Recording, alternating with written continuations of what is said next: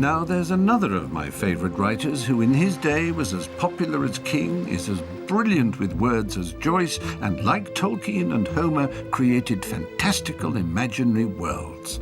Well, who could that be? You know, if I could time travel, this is where I would come to, 410 years ago, and I would pop into one of the taverns that line the Thames here, and I would listen to the language of the street, and I would see if I could bump into Shakespeare, Marlowe, Tennant, Kidd, Middleton, Webster, Johnson. This period, the 1590s to 1600, saw the greatest flowering of theatre that the world has ever seen. Poets and playwrights seemed to bubble from this town. Shakespeare alone had a vocabulary more than 6 times the average of 10,000 that you and I might have. He introduced 3,000 words into the English language. What distinguishes Shakespeare from all his colleagues, aside from his prodigious output, was his concentration on character, often at the expense of plot, which he was content to lift from others. Hamlet, a case in point, which was a reworking of the Spanish tragedy by Thomas Kidd.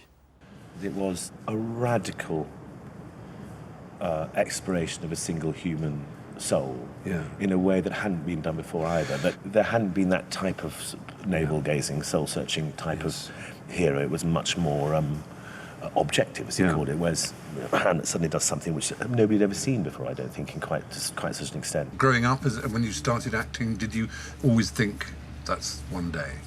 I suppose, but only in that sense that it's seen as one of those kind of Olympic events for an actor. Yeah, you know, I was about to say opening the Burning for England, but that's rather inappropriate in your case.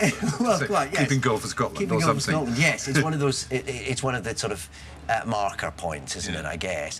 Dorothy Parker said, "I go and see Hamlet every 10 years, and I find Shakespeare's rewritten it in my absence." Well, I think that's absolutely it. Yeah, and every time you see it, and every actor who does it, and I think the thing about Hamlet, whenever you come to it, and whoever comes to it, it doesn't resist because there's so much in it, and because there's so much scope in it. Sort of everyone can throw something at it and reveal something new, I think. You know, when you first sat in the rehearsal room for a read-through or whatever and had to say to be or not to be. That is the cliche. Yeah, yes. quite. Did you rush through it and think, well, we didn't. I think our director was savvy enough that we didn't sit down and do a read-through straight away, so we sort of circled around it and took the curse off it. But yeah, I mean, those so many lines are so well worn. Cruel to be kind, method in his madness, all that sort of thing. And to the manner born. They just keep coming. And you think, how do I begin? And of course, you just begin by not worrying about it is all you can, which it sounds terribly simple and isn't. But there's sort of no way around it other than just going, well, this character happens to say these lines here, and they're the first time they've ever been said. And yes, that's right. I was in front of university students the other day. Wonderful, lovely. Yeah. And I said, let's take what is now most... you'll be bored, as I say, to be or not to be. Oh, yes. You'll be bored. You're bored shitless now, as I say it, right? Mm. And I took out a Magnum gun. Yeah. And I fired it at the ceiling, and half the bloody ceiling fell down. And I went click, click, click, to blow my head off. To be or not to be? The fucking hell! Ah! Oh, this is what it's about. Yeah. And I put this Magnum. Of course, I put the plaster up there, and it was a blank. But my God, you got their attention. Got their attention. And that's what. And it is a speech, to be or not to be, that, as you say, is so worn down and eroded by familiarity. Yes. But in fact, it is about exactly that. It is. Yes. Do I do this? Yes. Do I pull the trigger? That's right. What is it about it? Is it simply because it is the question that a lot of human beings face, whether to end life? It's such a simple question. Yeah. So I was thinking, well, what's all the fuss about? I mean, I mean, do I kill myself or not? And it didn't sort of hit home until well through the run, when I suddenly thought the calmness of that soliloquy, the self-control of that soliloquy, which is unlike the other ones, is part of that concentration of energy. And if you get it right, you can feel the energy of the theatre concentrating to a point. And you can feel that they're hearing it for the first time, which would be the real achievement, wouldn't it? He doesn't know what to say, to be or not to be. So he has to find it right at that moment. That might be all he'd say. Yes. That's the question. Now, if you pause too long there, as I did once in Pittsburgh, and there was a person sitting, a little old lady, and her husband sitting around. Yeah, no, I came up right next to her in my pajamas, all like tearful and crying. I said, "To be or not to be?" And then I thought for a moment, you know, what does that mean? And she turned to her husband and said, "That is the question." And, That's very touching. And he woke up, I think. And so everyone heard it and laughed a bit. Yeah. But I was able to say, "That is the question." Oh, right, you sort of joined in her thing. Yeah. You affirmed that is the question. That is, You're right. It was a wonderful moment eventually, actually. That is the question.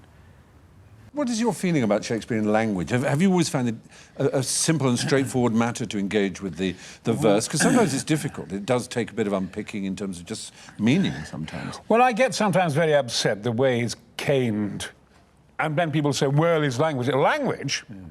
He has invented our language. He's so ultra-modern. Yeah. He's so accessible. There is a power in the verse. You know, oh, for the muse of fire that would ascend the brightest heaven of invention, a kingdom for the stage, princes to act, and monarchs to behold the swelling scene. Then should the... So it has a bounce and a power. And so Shakespeare has a reality. For God's sake! But here's a line from Shakespeare. Light thickens. Yeah. Light thickens. Yeah. Where did that come from? This is why I will defend Shakespeare. Yeah. This is why they need to look at it and bring it in. We were very lucky because presumably we had teachers at school who managed to, well, I did, managed to inspire me, passionately inspire me about Shakespeare. And then it becomes completely compulsory. Yeah. I'm afraid I am a little fearful that our education system makes it very frightening and off-putting to people who, like me, who couldn't speak till I was 7 years old, you know, couldn't be understood by anyone. I spoke so fast. I speak fast still now, and maybe I still can't be understood. But me too. I had to have elocution lessons to slow me down. Yeah, me too. I had the same thing. Sent to rooms with two-way mirrors and made to speak with other kids who couldn't speak. And learning this stuff by heart and speaking it was the first time that I was able to express all kinds of things in front of people that I couldn't. My mind just went too fast. Yeah. I think in the final analysis, he is. We've got our author. Of the Blue Planet has its author. Yes. And it is Shakespeare, William Shakespeare. Yes. I count myself exceedingly lucky to have been given English as my mother tongue. There's no doubt that Flaubert, Tolstoy, Goethe, and any number of other writers are immense talents. But yes, Shakespeare is our planet's author. And I'm not talking jingoism here. He just covers all the bases. Over at the Comédie Française in Paris, they of course revere their literary giants, Racine, Molière, Corneille, Marivaux, but did they also recognize Shakespeare as the master? Guillaume Gallienne is France's foremost classical actor and has played Shakespeare along with Molière and the rest. What does he make of Hamlet's most famous soliloquy? Theatre is to be or not to be. How does that sound in French? How does that go? Être ou ne pas être, là est la question. But there's different theories. Actually, Daniel Misguich believes that it's not to be or not to be. That is the question for him. He believes it's to be or not to be. That is the question. Whoa!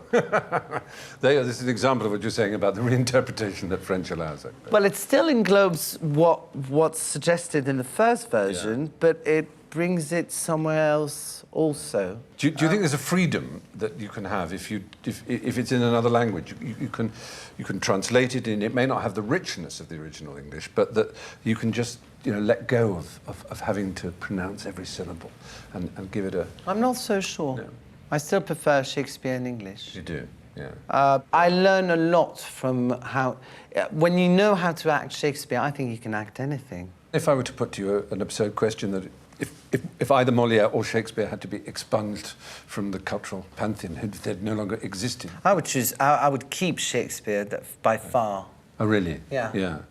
Yeah. It's richer for me. Shakespeare, you can reckon yourself in something human, in quality or defect, but it's higher. It goes higher. It goes far away for me. Yeah. It makes me travel much more